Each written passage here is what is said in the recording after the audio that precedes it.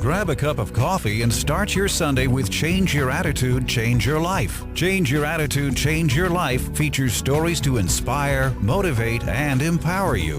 Live your best life now. Listen, learn, think, and decide. Change Your Attitude, Change Your Life. Every Sunday morning at 9 on the Talk of New York, AM 970, The Apple. Visit cyacyl.com.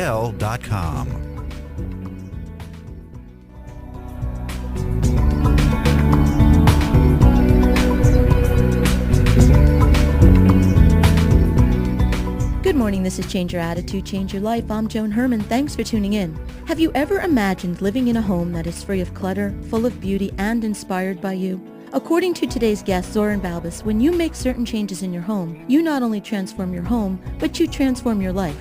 Xorin is an award-winning designer and author of the book, SoulSpace, Transform Your Home, Transform Your Life. He's here today to teach us how to stop simply existing in our home so that we can begin flourishing. Good morning, Xorin. Thank you so much for joining us. Good morning. Thank you so much for having me. Xorin, we all want to have a nice home that's attractive and a place that we feel safe and comfortable. And I'm not sure whether many of us actually consider the fact that our surroundings play such an important role in whether we flourish versus existing. Marianne Williamson wrote about your book, SoulSpace, that it's unique and filled with wisdom, not only about design, but also about us, not only about beauty, but also about transformation, not only about how to decorate your rooms, but also how to better your life. Why, Xorin, is it so important that our home reflect who we are, what we love, and what we want to become? Well, in my feeling, in my belief system, that our home can support us in a way like, almost like a best friend can support us.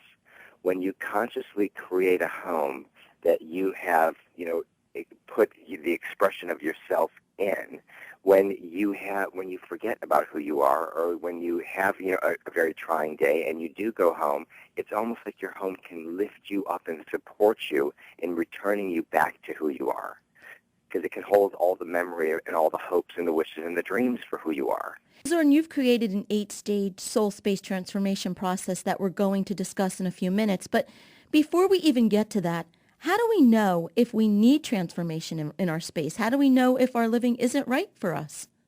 Well, one of the ways in which I think that one would know is actually starting the 8-step soul space process. Just doing the assessment phase, which we can discuss, when you're ready, really taking a look at the, everything that you're living with and all the choices that we've made over the years for the accumulation to all the things that we're surrounding ourselves with. That's how you would know whether it needs to change or not.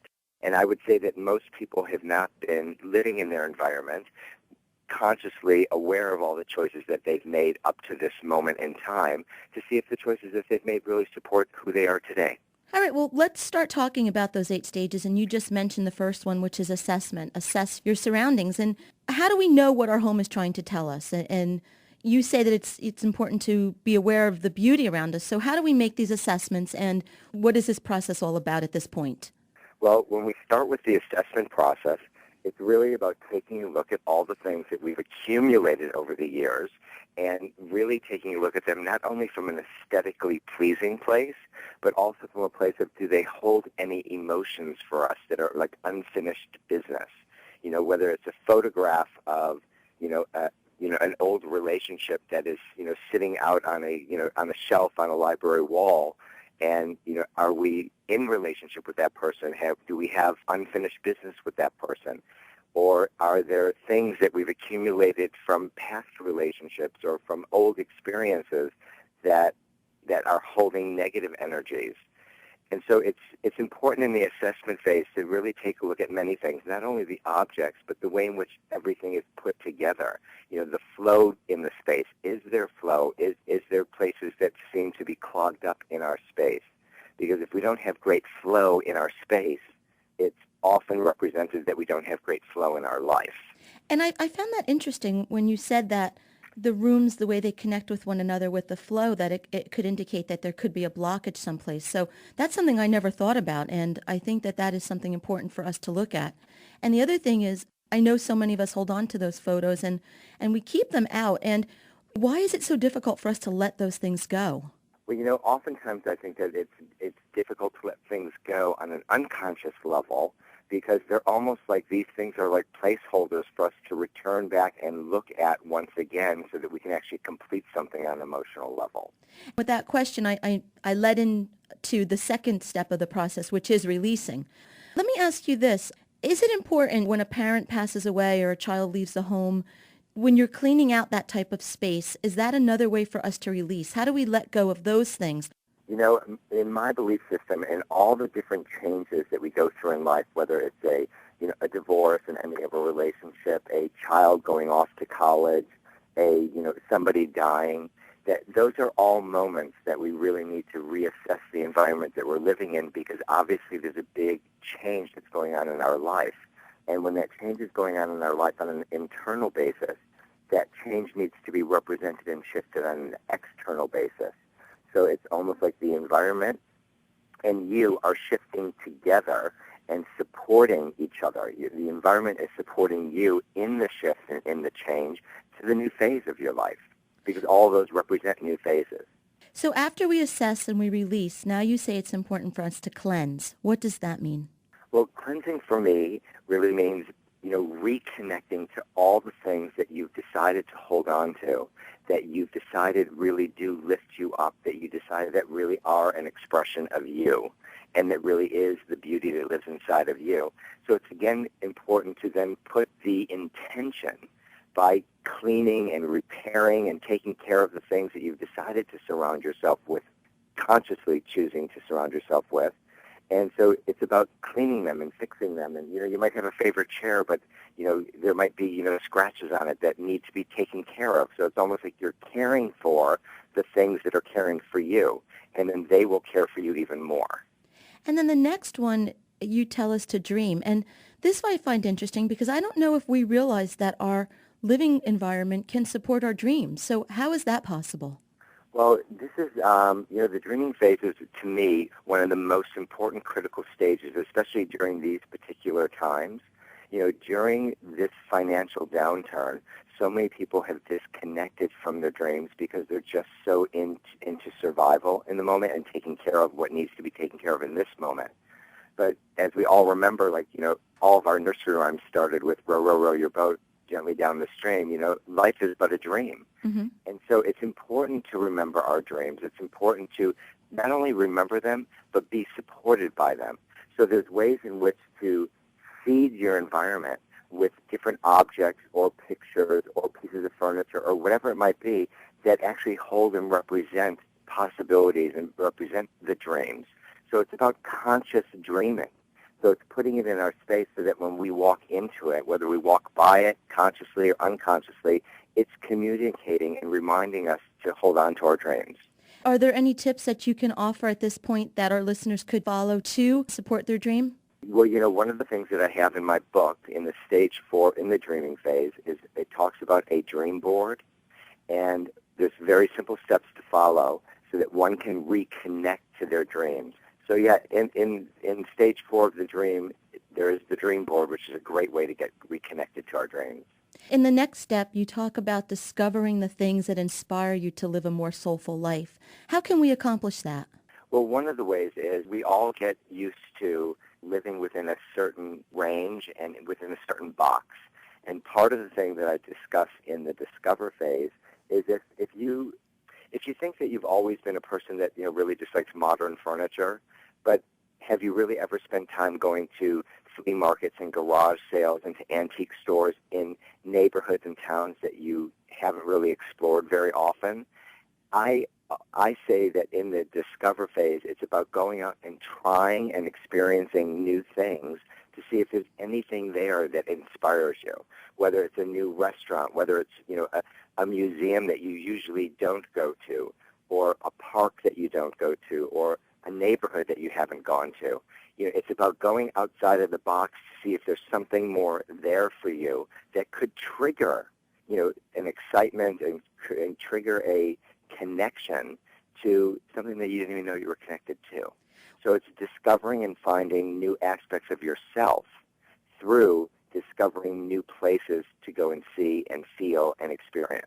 The next step that you have is creating ties back to discovering. But what I think a problem is in this area, with all of these home decorating shows and all of these experts that are out there, so many of us feel intimidated to do what you're telling us to do, to go out and mix and match and create, because we feel that we don't have the talent or the ability, and then our home will look ridiculous and people will laugh and nothing will flow. So how can we discover and create and get past the fear that we're inadequate in doing that? This is what I find.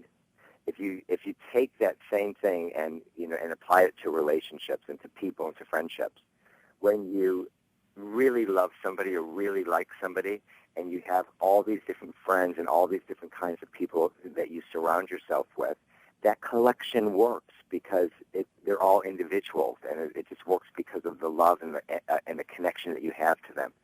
It's almost like the same thing at home. When you fall in love with an object or a lamp or a table or a chair or a sofa, whatever it might be, a painting, if you love it, there is a way to make a connection with it and make it all work together. So in Create, it's about trusting yourself through the feelings that you have so that you can bring those things together. Because if you love it, you'll find a way in which to make them work so that they're aesthetically pleasing and they really support you. So we're too hung up on these right and wrong ways to do things and the rules and so forth, and we're not letting our feelings and our emotions come through. I believe that that's true, and I think that also, all of these shows also and all these designers are also trying to layer on, this is what you should want. It's a marketing thing, that this is what you should want. This is what you should have your environment look like. All those things are really meant to just be inspiration, to see if it's something that really attracts you. What SoulSpace is about is finding that interior designer and that beauty that lives inside you and you being able to express it in your space. We all have it. God gave it to us as a gift, and it's just about trusting yourself to express it. So it's time for us to stop copying others and allowing our own emotion and our own sense to come through in our living environment. Absolutely. And if we can't, the important thing for me is that if we cannot start doing all of that at home, we're not going to be doing that kind of authenticity in the world. So it's like our homes are our workshops and our playgrounds to explore the different aspects of ourselves. So I say it's time to start playing in that sandbox called home and expressing it in a way that really, truly uplifts us and feels creative and beautiful to us. It doesn't really matter what it feels like to anyone else. Once you've connected to that kind of beauty and that kind of, creativity to yourself in your space, believe me, all the neighbors and all the friends that come in will get it because they're going to be able to see you more and they'll be able to support you more in who you are. They'll be inspired to do soul spacing themselves. Well said, Xorin. We're going to take a break. Stay with us. We'll be right back. Change your attitude, change your life, and big, believe, inspire, grow. Salute the entrepreneurial spirit of small business owners, people who follow a dream, work hard, and make it happen. This week's Spotlight on the Spiritual Awakening Center is brought to you by REA, a global consulting firm providing career and transition services to individuals and relocating families worldwide. Do you spend time wishing life could be different? Are you wondering how to make life more fun, exciting, and successful? All of this and more can be attained at the Spiritual Awakening Center located in Sparta, New Jersey. Arlene Rich, board-certified hypnotherapist, combines her unique psychic gifts with hypnosis to help clients achieve better health and reach their desired goals. Whether you want to stop smoking, eliminate fears, or get messages from your loved ones in spirit, the Spiritual Awakening Center provides services specifically tailored to meet your needs. Take the next step on your spiritual journey and spread your wings. For more information about the Spiritual Awakening Center, call 973-398-0169 or visit www.thespiritualawakening.com. 6 months ago, I was transferred to Seattle, Washington. My family and I made the move. My wife, Kay, initially focused on getting our new home built, enrolling our children in school, and maintaining our temporary housing. Throughout the process, an REA consultant stayed in close contact with Kay until she was ready to start her job search. After Kay enrolled, her REA consultant called her about an opportunity that was a perfect fit. The consultant helped Kay update her resume, provided salary information and market comparisons, and coached her on interview strategies. Within 2 weeks, Kay was offered the position, and the REA consultant coached her through the salary negotiation process. Kay accepted the job. Thank you, REA, for making our move and transition easy. If you need career relocation assistance, career transition outplacement services, or executive coaching, contact the experienced professionals at REA. For more information, please visit r-e-a.com.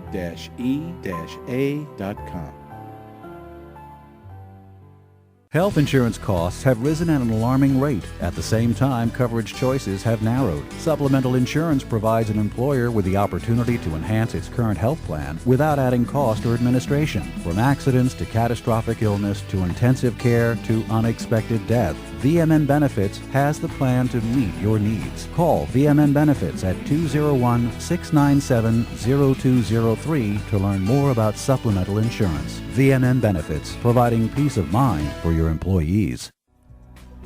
Change Your Attitude, Change Your Life now has a free monthly digital magazine that can be read online or emailed to your inbox. Each month, nationally recognized leaders in their field provide the information that you need to inspire and motivate you. We believe in a holistic approach to life, incorporating mind, body, and spirit. As philosopher Francis Bacon said, knowledge is power. Use the wisdom provided in the publication and apply it to your everyday life. Visit cyacyl.com for more information or to begin your free subscription. That's cyacyl.com.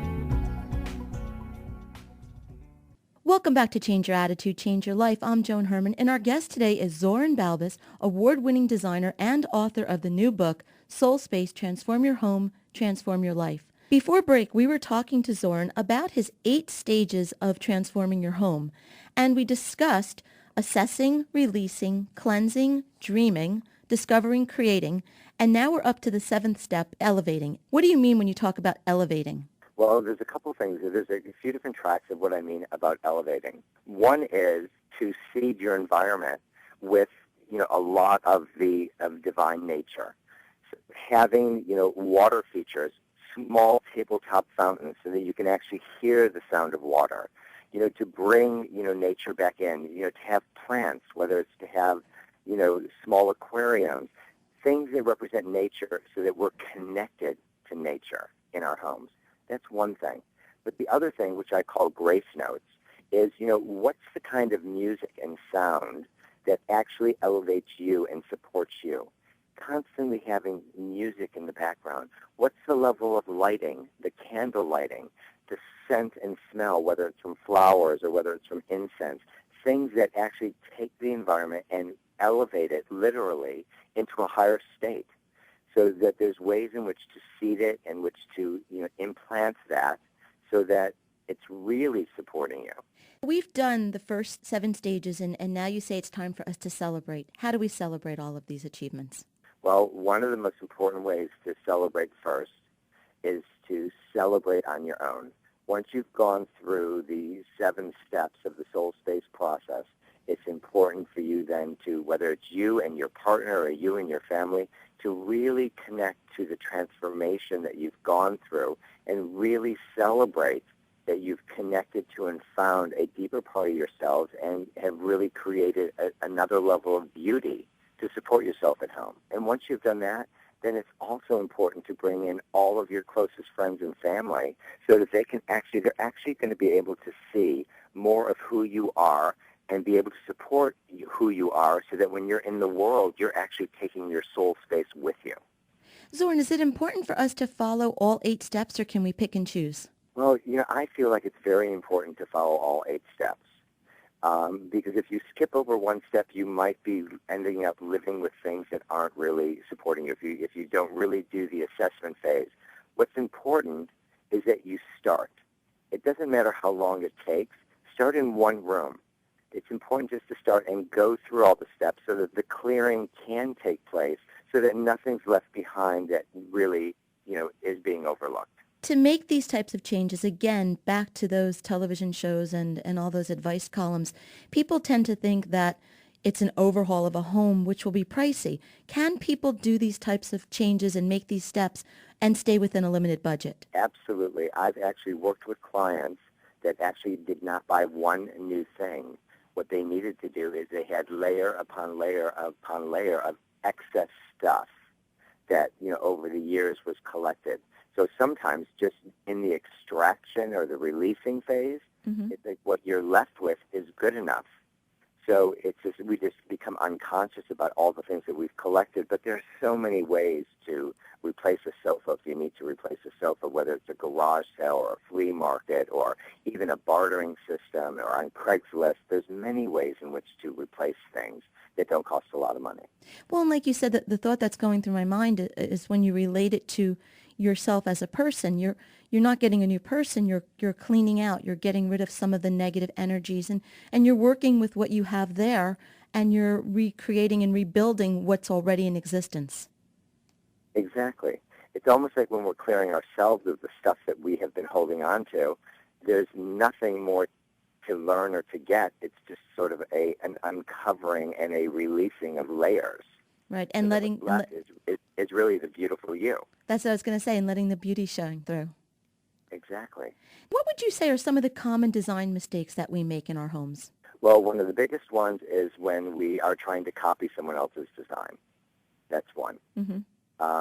Two, people are often, afraid of color and not sure what kind of colors to use in their space. And one of the things that I say is go look in your closet, look at all the type of clothing and the color of clothing and the texture of clothing that you like to wear. Usually you can find what you should be living with in your space as far as color in your clothing closet, in the favorite things that you love to wear. Because if you love to wear it on your body, you're going to love to live it in your home. Sometimes when you walk into someone's home and it's really a showplace, it doesn't even have a homey feel to it. And why do you think people live in an environment like that? Is that just an extension of their personality, that it's more of a show and blocking people from actually coming into their lives? Well, I believe that, that often, especially people that have enough money to actually create that showplace, is that it is about what is the environment saying about me, and am I projecting the correct image out into the world through my environment. And there's a disconnect there because this is not about projecting an image. SoulSpace is about projecting the truth of who you are. Mm-hmm. And so I think that, SoulSpace can assist people in connecting to that truth of who they are and let that expression shine through. It's the difference between how we want to be seen based on what we think is good, and just being seen based on the beauty and the love that we are. And how does SoulSpace differ from hiring an interior decorator? This is about finding the interior decorator inside you. And it doesn't mean that you can't have an interior decorator work with you to assist, in the process, but it's important to stay connected to what truly inspires you, what really feels like beauty to you, and make sure that you, on an emotional level, have cleared the space so that the palette on the foundational level is coming from an authentic, truthful place that doesn't have unresolved issues in it. Xorin, if there's one important piece of information that you want to be sure that our listeners walk away with from this interview, what would it be?